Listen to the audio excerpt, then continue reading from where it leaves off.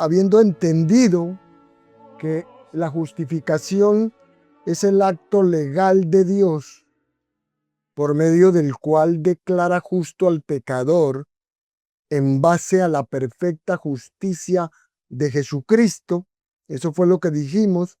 Y habiendo aprendido que la Biblia enseña que la justificación es una declaración legal o forense de justicia y no una impartición o infusión de justicia, lo cual corresponde a su naturaleza, en esta noche es necesario continuar viendo esos elementos de esta definición de justificación para poder entenderla hasta donde se nos permite.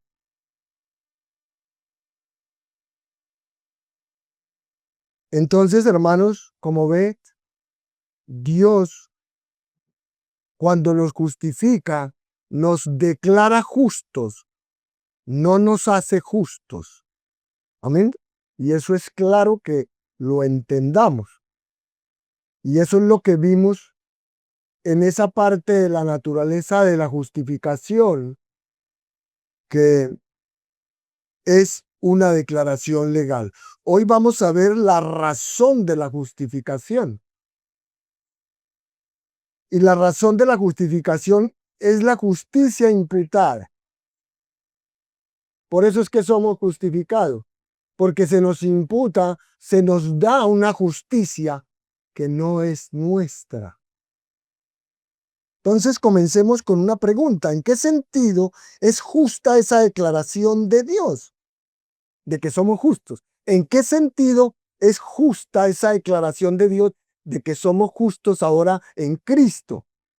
Pues, ¿por qué lo preguntamos? Porque Proverbios 17:15 declara esto: el que justifica al impío es abominación a Jehová. ¿Ve? Y como toda la humanidad es impía, como todos somos quebrantadores, de la ley de Dios y merecemos la condenación de Dios, porque como dice, por cuantos todos pecaron y están destituidos de la gloria de Dios, y como dice que la paga del pecado es la muerte, entonces, ¿cómo es que Romanos 4:5, por ejemplo, dice o afirma explícitamente que Dios justifica al impío? Preguntado de otra manera, ¿cómo puede Dios declarar justos a aquellos que son realmente culpables sin participar en algo abominable, como declara Proverbios? ¿Cómo? ¿Cómo puede Dios ser a la vez el justo y el que justifica al que es de la fe de Jesús, como dice en Romanos 3? Bueno, la respuesta a esa pregunta la tiene la doctrina de la imputación. La respuesta a esa pregunta la tiene la doctrina de la imputación. Por tanto, el acto declarativo de Dios de la justificación se basa en su acto constitutivo de la imputación. Le repito, el acto declarativo de Dios de la justificación se basa en su acto constitutivo de la imputación. Así que es un doble acto, ¿cierto? Por una parte, Dios imputa, o es decir, Dios nos suma nuestra cuenta, Dios nos acredita, Dios reconoce nuestro pecado a Cristo. Eso es lo que está diciendo. Dios acredita nuestro pecado a Cristo y lo castiga a Él en nuestro lugar. Eso es lo que está diciendo. E imputa la justicia, hace lo mismo, acredita la justicia de Cristo a nosotros los creyentes. Qué cambio, ¿no? Qué intercambio, diría yo, tan increíble. Nuestro pecado ha sido puesto en Cristo y la justicia perfecta de Cristo ha sido puesta en nosotros. Y así nos concede vida eterna en Cristo. Entonces, ¿cómo es que los pecadores podemos ser perdonados? Bueno, Los pecadores recibimos perdón de pecados debido a la imputación de nuestro pecado a Cristo. Así es que recibimos perdón. Tal vez nunca había pensado en eso usted. Tal vez piensa que Dios perdona así nomás. Que Dios no. Recibimos perdón de pecados debido a la imputación de nuestro pecado a Cristo. En primer lugar, Dios imputa nuestro pecado a Cristo, como dice 2 Corintios 5:21, dice, al que no conoció pecado, por nosotros lo hizo pecado, para que nosotros fuésemos hechos justicia de Dios en él. Ahora bien, aquí necesitamos entender en qué sentido hizo el Padre pecado al Hijo por nosotros. ¿En qué sentido lo hizo? Tan solo en uno. El Padre consideró como que Jesús había cometido todos los pecados de aquellos que se arrepentirían y creerían en él. En ese sentido lo hizo pecado. No fue que Jesús se convirtió en pecador, no, señor. Se lo repito, tan solo en uno el Padre consideró como que Jesús había cometido todos los pecados de aquellos que se arrepentirían y creerían en él. Entonces, no fue que el Padre convirtió a Jesús en pecador, porque eso sería que una blasfemia. Sugerir que el Dios hombre, Jesucristo, hubiera sido hecho pecador, eso sería blasfemo, porque Dios, ¿qué? No puede pecar. En su lugar, dado que la justificación es una declaración legal, el Padre considera judicialmente que Cristo ha cometido los pecados de aquellos por quienes estaba entregando como sustituto. Así como el chivo expiatorio, ¿se acuerda? Que llevaba la culpa de Israel cuando el sumo sacerdote Aarón confesaba los pecados del pueblo sobre su cabeza ya en Levítico 16:21. Asimismo, Jehová cargó en Jesucristo el pecado de todos nosotros. Isaías 53:6 habla de eso. De manera que en realidad Cristo llevó él mismo nuestros pecados en su cuerpo sobre el madero, como dice Primera de Pedro 2:24 o Isaías 53. Y así como la sangre del macho cabrío, ¿cierto? Era el otro, de la ofrenda por el pecado se rociaba sobre el propiciatorio, sobre la tapa del arca, sí, asimismo, hermanos, no, él se fue rociada, fue vertida la sangre de Cristo como propiciación por medio de la fe en su sangre. ¿Eso para qué? Para propiciar la ira de Dios, es decir, para favorecer, para posibilitar la ira de Dios sobre Cristo. Así que innumerables pecadores, por supuesto, que escaparán al castigo divino. Ningún pecado, pero ningún pecado quedará jamás sin castigo, porque cada pecado de los elegidos, de los creyentes, se le ha acreditado a Cristo y se castigó en él en la cruz. Amén. De este modo, la justicia divina está satisfecha, totalmente satisfecha, pues el pecado de los elegidos se le ha acreditado a Cristo y se castigó en él en la cruz.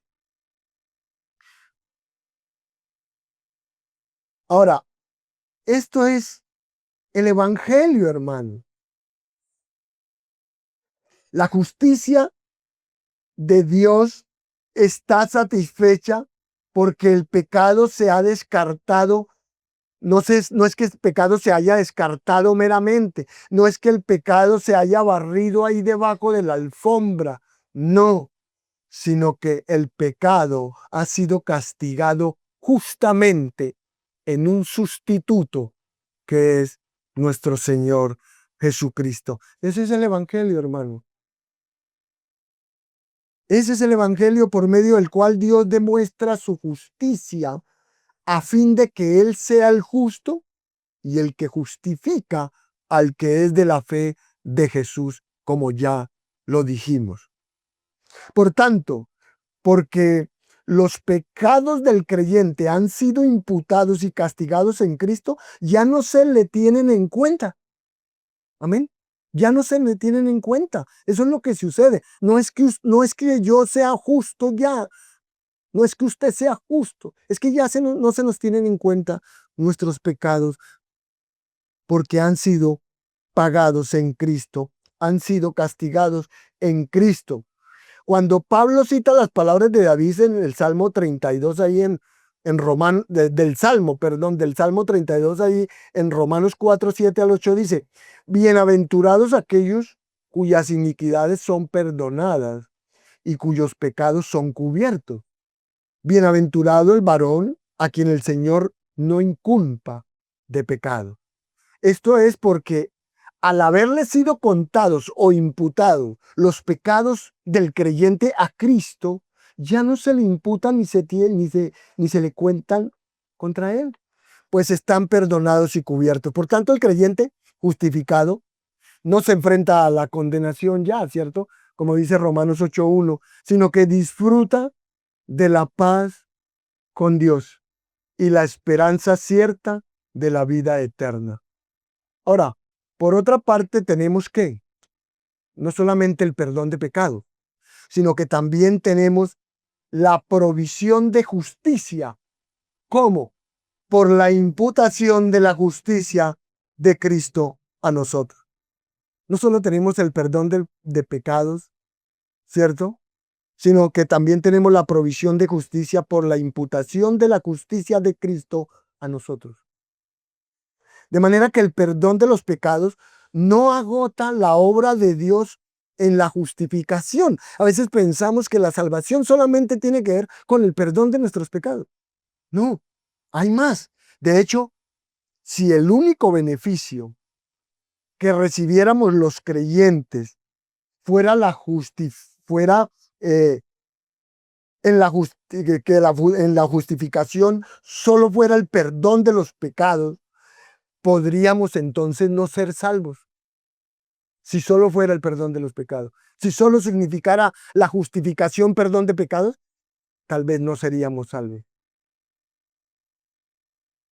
De ahí que la antigua definición de la justicia de la escuela dominical, la antigua, que lo presenta a uno como si uno no hubiera pecado nunca, es inadecuada.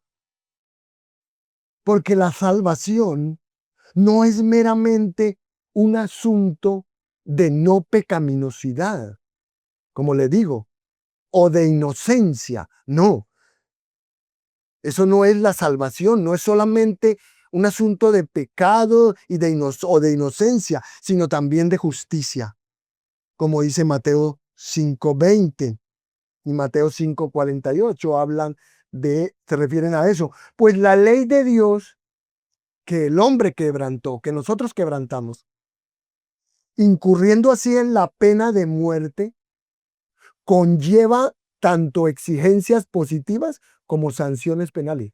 Amén. Lleva ambas cosas, exigencias positivas como sanciones penales. Haber violado, quebrantado la ley de Dios, tiene exigencias positivas como sanciones penales. Es decir, la ley de Dios requiere, primero, ¿qué demanda la ley de Dios? Primero, que sus criaturas lleven a cabo ciertos deberes adecuados a su justicia. ¿Ve? Él requiere eso. Dos, que pasen por un cierto castigo si no los realizan. Amén. Y el hombre no ha hecho ninguna de estas cosas. ¿Ve? El hombre no ha hecho nada de eso. Nosotros nunca vivimos una vida de perfecta justicia, ni caminamos en obediencia a Dios en todas las cosas, ¿cierto que no? Pues nosotros no lo amamos a Él con todo nuestro corazón, con toda nuestra alma, con toda nuestra mente, con toda nuestra fuerza, todo el tiempo. Ni amamos a nuestro prójimo como a nosotros mismos. Tampoco podríamos pagar la pena que nuestra desobediencia exige, porque tendríamos que perecer eternamente en el infierno. ¿Lo entendió? ¿Por qué no lo cumplimos ninguna de las dos cosas? Por tanto, para que seamos salvos, oiga bien, nuestro sustituto, nuestro Señor Jesucristo, no solo debe pagar nuestra pena y absorber la ira de Dios contra nuestro pecado, sino que también debe obedecer todas las exigencias positivas de la ley que se nos requerían que nosotros cumpliéramos. Amén. Y es a esta doble naturaleza de la obra sustitutiva de Cristo que se alude en ocasiones como su obediencia pasiva y su obediencia activa. John Murray, teólogo reformado, explica: la ley de Dios tiene a la vez sanciones penales y demandas positivas. Exige no solo el pleno cumplimiento de sus preceptos, sino también la imposición de la pena debido a todas las infracciones e incumplimientos. Así que esta doble exigencia de la ley de Dios es la que se tiene en cuenta cuando se habla de la obediencia activa y pasiva de Cristo. Porque Cristo, como vicario, como sustituto de su pueblo, quedó bajo la maldición y condena debido al pecado, y también cumplió la ley de Dios en todas sus demandas positivas. En otras palabras, Jesucristo afrontó la culpa del pecado y cumplió a la perfección las demandas de la justicia. Cumplió a la perfección las demandas penales y preceptivas de la ley de Dios. Así, la obediencia pasiva se refiere a lo primero y la obediencia activa a lo último.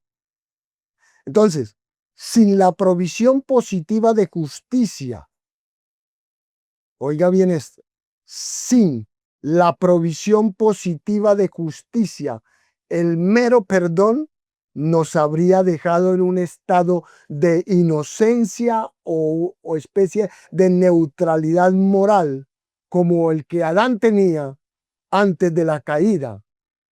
Se consideraría que no hemos pecado nunca, pero entonces también se consideraría como si tampoco nosotros hubiéramos obedecido jamás. ¿Ve? Por esta razón, hermanos, las escrituras hablan de que el pecador justificado sea contado como justo, además de ser perdonado. Amén. Además de que somos perdonados, somos contados como justos. Y el pueblo de Dios da testimonio de esto en Isaías 61:10, cuando dice: en gran manera me gozaré en Jehová, mi alma se alegrará en mi Dios, porque me vistió con vestiduras de salvación, me rodeó de manto de justicia, como a novio me atavió, y como a novia adornada con su joya. Hermoso, ¿no? De hecho, se describe la salvación en términos de justicia imputada cuando ya Dios trataba con Abraham. ¿Se acuerda? En Génesis 15:6, allí se afirma que Abraham creyó a Jehová y le fue contado por justicia. El apóstol Pablo cita este mismo versículo en Romanos 4:3 para sustentar su argumento a favor de la justificación en base a una ¿qué? A una justicia imputada. Y a continuación comenta Pero al que obra, no se le cuenta el salario como gracia, sino como deuda. Mas al que no obra, sino cree en aquel que justifica al impío, su fe le es contada por justicia. Amén. En el capítulo siguiente, Pablo identifica la justicia que les imputa a los creyentes como la propia justicia de Cristo. En Romanos 5, 12 al 19, Pablo compara y contrasta las dos cabezas representantes de la humanidad, a Adán y a Cristo, el postrer Adán, como dice Primera de Corintios 15. Su argumento alcanza el clímax en los versículos 18, 19, que dicen: por tanto, como por la transgresión de un hombre, o sea, Adán, resultó en la condenación de todos los hombres, así también por la justicia de uno, o sea, de Cristo, llegó la justificación de vida a todos los hombres. Porque así como a través de la desobediencia de un hombre, Adán, los muchos fueron constituidos pecadores, también por la obediencia de un hombre, Cristo, los muchos serán constituidos justos. Así que el principal argumento de Pablo es el siguiente: Adán desobedeció a Dios y su desobediencia fue contada para condenación de todos los que estaban en él. ¿Y quiénes estaban en él? Toda la humanidad, porque él era nuestro representante. Por eso es que usted nace pecador. Del mismo modo, Cristo obedeció a Dios y su obediencia se acreditó para justicia a todos los que estamos en Cristo. Muy lejos de una ficción legal, tanto la imputación del pecado como la imputación de la justicia tienen base en las acciones reales y vividas ¿de quién? De Adán y de Cristo. Por tanto, con respecto a la justificación, Dios no solo satisface las exigencias penales de la ley por imputar nuestro pecado a Cristo y castigarlo en nuestro lugar, sino que también santifica las exigencias positivas de la ley al imputarnos la justicia de Cristo. Pablo describe este gran intercambio, como les digo, allá en segunda carta a los Corintios 5, 21, cuando ya se la leí, pero vuelvo y se la repito: el que no conoció pecado, por nosotros lo hizo pecado, para que nosotros fuésemos hechos justicia de Dios en él. Ahí está el intercambio maravilloso. Entonces, en la justificación, esto es para que a usted le quede claro esa doctrina. ¿Qué es la justificación? Y vamos a seguir. La justificación, la perfecta justicia que Dios requiere, en la justificación, la perfecta justicia que Dios requiere, no obra en nosotros de un modo transformador, no.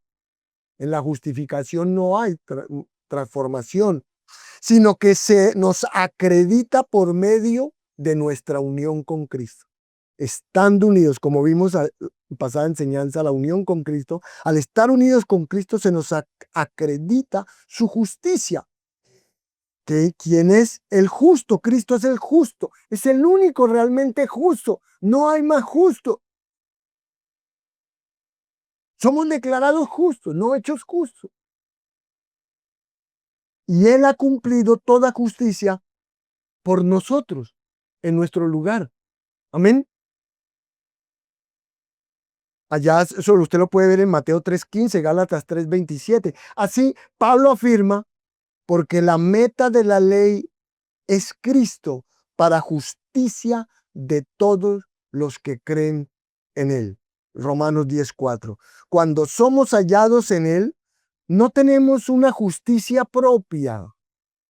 Cuando nosotros somos hallados en Cristo, oiga bien, no tenemos una justicia propia obtenida por medio del cumplimiento de los mandamientos. No, no tenemos nada de eso. Más bien nos aferramos a la justicia ajena, es decir, que no nos pertenece a nosotros, sino a otra persona. En este caso, nos aferramos a la justicia de Dios que viene por medio de la fe en Cristo, como dice Filipenses 3:9. Así que mediante la obra de Dios, somos unidos a Cristo, el cual nos ha sido hecho por Dios sabiduría, justificación, santificación y redención. Eso es Primera de Corintios 1:30. En resumen, en Cristo tenemos un sustituto que ha pagado nuestra pena y a la vez ha logrado nuestra justicia. Amén. Cristo proporcionó perdón mediante la expiación de nuestros pecados en la cruz, así como nuestros pecados fueron acreditados a su cuenta cuando Él murió en la cruz. Del mismo modo, su justicia se cuenta como nuestra. Su perfecta justicia es, pues, la base sobre la que nos afirmamos ante Dios. ¿Tiene algo de qué gloriarse usted? ¿Tiene algo de qué creerse usted? ¿De sacar pecho? ¿De ser orgulloso, arrogante? ¿Tiene algo? Creo que no. Como ve, los pecadores no son justificados por haber algo bueno en ellos. No. Dios puede declararnos justos, puede justificar al impío y aún así seguir siendo justo, porque nos imputa por gracia la perfecta justicia de su propio Hijo. Amén. Así, la única base de justificación es la justicia de Cristo, que se nos acredita como don por gracia solamente. Quedaría pendiente, hermanos, para la próxima oportunidad continuar con esta maravillosa doctrina de la justificación para poder ver, pero eso será si Dios nos lo permite y nos da vida en el nuevo año que esperamos. Veremos el medio de la justificación, cuál es el medio para ser justificados, y también veremos el resultado de la justificación, algo y aún más las observaciones concluyentes respecto de la justificación. Así que nos esperan estos tres cosas fundamentales: el medio de la justificación, el resultado de la justificación y las observaciones concluyentes. Entonces, mis hermanos, para que podamos redondear bien y entender bien lo que es la doctrina de la justificación a la luz de la palabra de Dios, y no dejarnos llevar por muchas cosas equivocadas y erróneas que andan por ahí sueltas en muchos lugares. Entonces, en la justificación llegamos a ser justos ante los ojos de Dios por medio del manto de la justicia de Cristo. Por eso es que a Él y solo a Él, solo por Él la gloria, solo a Él. Él es el único que merece adoración. Por eso es que nosotros debemos caminar delante de Él en obediencia, en entrega, con compromiso. Si usted ha entendido esto realmente, usted lo va a hacer. Y no necesita que el pastor le esté diciendo. Usted no necesitará que nadie le esté imponiendo cosas o llamándolo o exigiéndole que haga cosas. Cuando usted entiende realmente eso, usted voluntariamente, gozosamente, usted obedece, usted se entrega, usted cumple, usted es generoso, usted realmente camina como un hijo de Dios. Amén.